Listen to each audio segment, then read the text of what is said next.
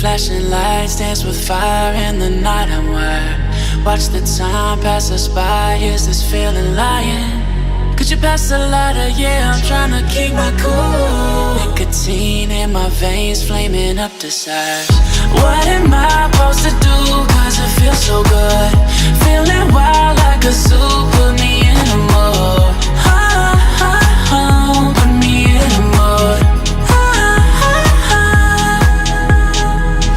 Maybe I should've known that it ain't real.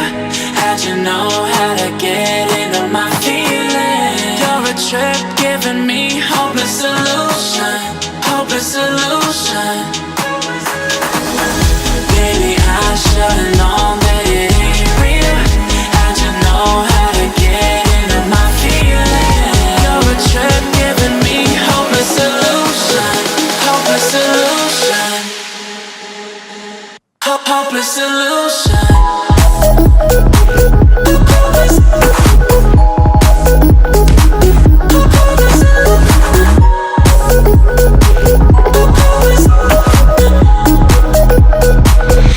Hopeless solution.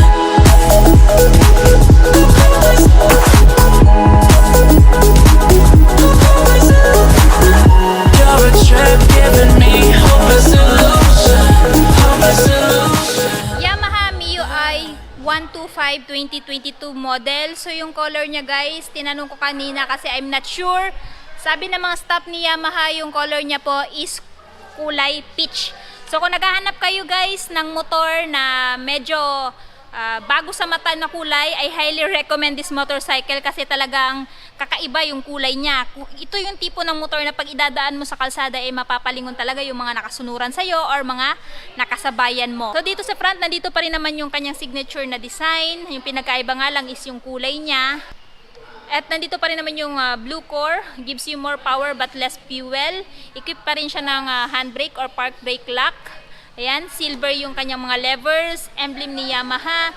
Yung kanyang carbon fiber na fairings dito. Tapos yung kanyang pangalan na Mio.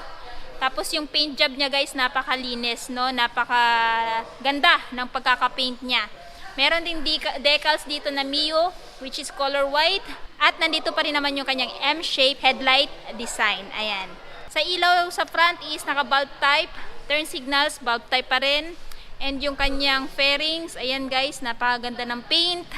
Tapos, meron din po pala siyang white paint guys, aside sa kanyang peach na paint. May decals din siya, combination of peach, and then cyan and white. Dito sa baba, suspension is telescopic. Single hydraulic disc brake, single pot piston brake caliper. Sukat ng gulong dito sa front guys is 70 by 90 by 14. And again, tube type pa rin po ito.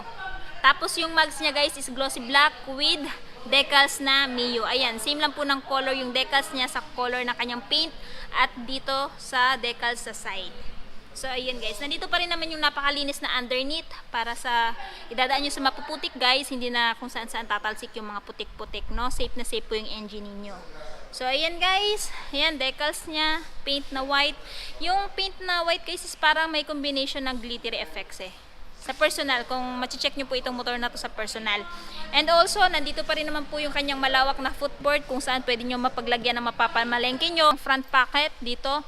Kasya dito yung phone nyo, bottled water, coins, or coin purse. Tapos dito is, pwede nyo paglagyan din to ng mga ball pen or pwede mapagsiksikan ng papel pero yung cellphone hindi po kasya dito.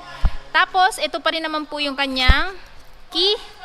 Traditional key pa rin po, hindi pa rin po nakakeyless. Tapos, meron din siyang key shutter para hindi po madali mabutingting ng mga bata. Ayan. Sa grips, ito pa rin naman po guys, same lang ng dati. Electric start and equip pa rin po siya ng kickstart. Ayan guys, nandito yung kanyang kickstart. And then sa right side, nandito yung kanyang high beam, low beam, turn signal switch off, at saka yung horn. Check natin yung horn guys. So, yun po yung busina niya, tamang-tama lang, kagaya pa rin ng dati. Dashboard is analog, nandito yung speedometer, odometer, fuel gauge, indicator, eco indicator, high beam, low beam indicator, turn signals, at saka yung check engine indicator. And of course, yung kanyang side mirror, same lang po ng dati. ganun pa rin stock side mirror, wala pong pinagbago. Sa upuan, meron na po siyang generous seat cushion sa long ride, hindi na po masyado sasakit yung puwet nyo nito. Kaso nga lang medyo dulasin to guys, it's because naka-leather pa siya. Dito naman sa side fairings, ayan guys, naka-decal siya, same lang ng color ng kanyang paint with combination ng cyan white, no? White decals. And of course, munti ko na makalimutan guys, meron din po siyang hook. Paglalagyan ng plastic bag or plastic or paper bag kung halimbawa, ayan, mamamalengke kayo. Dito, wala na po siyang hook. Ayan guys. Nandito yung apakan ng angkas or pillion step, silver datingan. So nandito po yung kanyang air cooling system. Tambucho niya, may cover na din, plastic. Tapos carbon fiber yung datingan. And syempre sa grab bar guys, naka-paint na din. Taillight is bulb type, full assembly na, meaning magkasama na po yung brake light tsaka yung turn signal light. Tapos naka-reflectorize for added visibility during your night ride. Tapos plate holder at saka yung napakahabang fender. Sa kanyang gulong sa likod, tube type pa rin po. And then yung sukat niya guys is ayan, 80 by 90 by 14. Tire brand is IRC. So talagang dekalidad na. Braking system sa likod guys is same lang po ng dati, drum brake. Suspension is naka monoshock unit swing suspension pagdating dito kay Yamaha MIUI. Nandito yung kanyang suspension and yung drum brake, yung kanyang panggilid nandito, yung kickstart, center stand at saka yung kanyang side stand. Equipped na din po siya ng kill switch guys sa side stand. Apaka ng angkas. Ayan guys. So, nandito yung kanyang fuel tank guys. So, meron siyang fuel tank capacity na 4 liters. At uma-average po siya ng 42 to 43 km per liter. No, dahil nga po siya ay FI na. At meron din po siyang malaking under seat storage. So, pwedeng-pwede po dito ilagay yung mga gamit nyo. Regarding naman po sa battery, nandito po. So, hindi po siya madaling maabot ng baha-baha. So, ayan po guys. Mayroon din pong free tools. Ayan. Screwdriver at saka flat screw. Yan guys. Yan.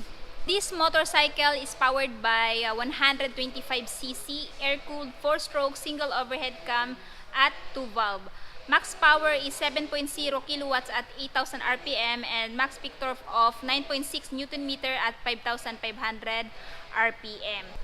Meron po siyang mababang ground clearance guys na 135mm at meron po siyang seat height na 750mm.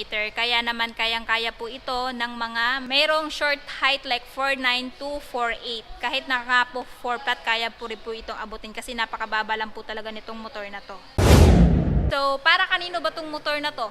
Itong motor na to guys is para sa lahat, lalong-lalo na sa mga nagbabalak, matutong magmotor, sa mga lady riders. Ayan, I highly recommend this motorcycle for you guys. Kasi nga, napakadaling i-maneuver, napakadaling dalhin, napaka-fuel efficient, and pwedeng-pwede din po itong pang negosyo. Kasi nga, meron po siyang footboard at saka meron din siyang under seat storage. Kung hindi pa naman po enough para sa inyo, pwede po kayong mag-upgrade ng top box. So, sa mga nagtatanong, ano ba yung pinagkaiba niya? So, for summary, no? Sa old version, sa ngayong version na 2022. So, guys, yung pinagkaiba niya lang po doon sa mga nakarang version is yung paint niya at saka yung decals niya. The rest is the same. The body parts, the looks, the specs, and the features are all the same. So, yung bago lang sa kanya is yung paint niya at saka yung kanyang decals. And this motorcycle is available dito sa Yamaha Bike Link Tagum. Ilalagay ko na lang po yung full address nila at saka yung cellphone number ko sa baba para po mas maka-inquire kayo pagdating sa motor na to.